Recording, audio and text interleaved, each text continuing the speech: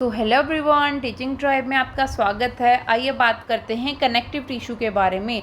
तो most abundant और widely distributed tissue है वो बॉडी का, वो कौन सा है? Connective tissue. अगर वेट के तौर पे पूछा जाए तो सबसे ज़्यादा तो होगा गाइस मस्कुलर टिश्यूज़। तो इसका नेम कनेक्टिव इसीलिए है क्योंकि इसके फंक्शन की वजह से लिंकिंग और सपोर्टिंग में हेल्प करता है अदर टिश्यूज़ के साथ मिलके। कनेक्टिव टिश्यूज़ के कंपोनेंट्स क्या क्या हैं गाइस? सेल्स हैं, फाइबर्स हैं, मैट्रिक्स हैं। यानी कि कनेक्टिव टिश्यू इन तीन चीज़ों से मिलके बना हुआ होता है। सेल्स की बात करें तो सेल्स इसमें कौन कौन से आएंगे? Fibroblast, plasma. फाइब्रोब्लास्ट का फाइबर प्रोड्यूस करता है, for example collagen, elastin and reticulate. Plasma cells क्या करते हैं? एंटीबॉडी को प्रोड्यूस करते हैं। मैक्रोफेजेस क्या है? फैगोसाइटिक है, यानी कि जो आउटर एजेंट्स आते हैं उनको क्या करते हैं? पैथोजेंस आते हैं उनको किल करते हैं, यानी कि इनगल्फ कर लेते हैं, that is phagocytic activities. Mast cells भी कनेक्टिव टिश्यूज ही प्रोड्यूस करते हैं जो कि सिक्रेट करते हैं हिस्टामिन, सेरोटोनिन और हैपरिन। फाइबर्स की बात करें तो गाइज ये हमने पढ़ा था अभी, प्रोड्यूसेस फाइबर्स जो कि कोलेजन है। फाइबर्स कौन से? कोलेजन, इलास्टिन एंड रेटिकुलेट, ये तीनों फाइबर्स हैं। कोलेजन प्रोवाइड करता है स्ट्रेंथ, इलास्टिन नाम से पता चलता है इलास्टिसिटी यानी कि फ्लेक्सिबिलिटी होती है, और reticulate is provide frame network.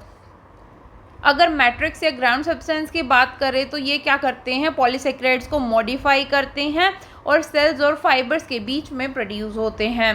Then इसके बाद कनेक्टिव टिश्यू दो तरीके का होता है, कनेक्टिव टिश्यू प्रॉपर और स्पेशलाइज कनेक्टिव टिश्यू। ये प्रॉपर वाले में क्या है? लूज डेंस होता है, और स्पेशलाइज्ड वाले में ब्लड, बोन एंड कार्टिलेज आ जाता है। लूज का जो मैट्रिक्स होता है वो सेमी फ्लूइड होता है, और cells and fibre loosely arrange होते हैं, जैसे नाम से ही पता चल रहा है लूजली।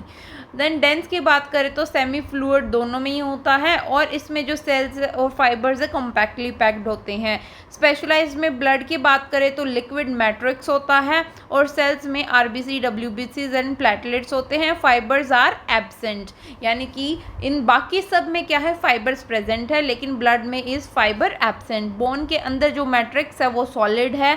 सेल्स, बोन के सेल्स को ऑस्टियोसाइट्स बोलते हैं, और फाइबर्स मेनली कोलेजन से बना हुआ होता है। देन कार्टिलेज में मैट्रिक्स जो है वो सॉलिड होगा, और कार्टिलेज के सेल्स को हम कॉन्ड्रियोसाइट्स बोलते हैं। Fibres are collagen and elastin. Dense और डेंस रेगुलर, डेंस भी अब दो तरीके का होता है, डेंस रेगुलर और इरेगुलर। नाम से पता चल रहा है इसमें रेगुलर फाइबर जो कोलेजन फाइबर्स अरेंज होते हैं वो रेगुलर या फिर पैरेलल बंडल फॉर्म में अरेंज होती हैं, और जो कि डेंस में, इरेगुलर में फॉर एग्जांपल स्किन, इसमें रैंडमली कहीं भी नेटवर्क टाइप में फॉर्म कर देते हैं।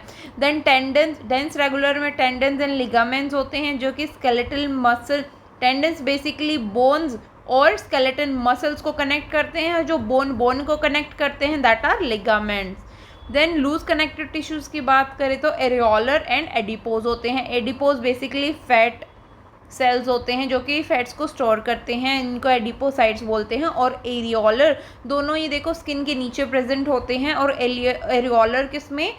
सपोर्ट और फ्रेमवर्क का हेल्प करते हैं एपिथेलियल टिश्यूज़ को, जिसके अंदर fibroblast, macrophages and mast cell produce होते हैं। For example areolar plus adipose tissues ये क्या फॉर्म करेंगे? हाइपोडर्मिस।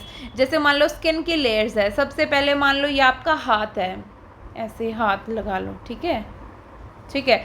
ये सबसे ऊपर लेयर जो होगी गाइस, ये वाली जो लेयर है यहाँ पे, ये कौन सी है?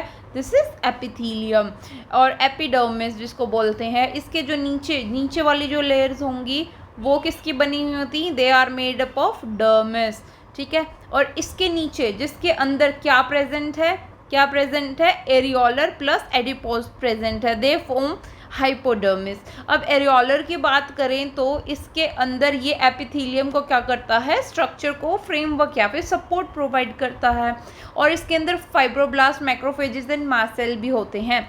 देन अगर ये हमने बात करा था एरियोलर की बात होगी, एडिपोज में वही सेम, ये फैट स्टोरेज में हेल्प करता है। फॉर एग्जाम्पल ये देखो, ये रहा क्या है? ये फैट रिजर्वोयर है। देन अगर कार्टिलेज एंड बोन के बीच में डिफरेंस पता करें तो क्या होता है? जो कार्टिलेज के सेल्स होते हैं उनको हम कॉन्ड्रोसाइट्स बोलते हैं, और बोन के सेल्स को ऑस्टियोसाइट्स बोलते हैं। बेसिकली मान लो ये एक क्या है? ये एक होल टाइप में लैक्यूना प्रेजेंट होता है, लैक्यूना, ठीक है। इस लैक्यूना को के अंदर ही क्या होता है, ओस्टियोसाइट्स प्रेजेंट होते हैं, जिसको बोन सेल का नाम दिया जाता है, ठीक है। और इसके अंदर जो कार्टिलेज, अब कार्टिलेज की बात करें, enclosed in small cavities with in the matrix secreted by them.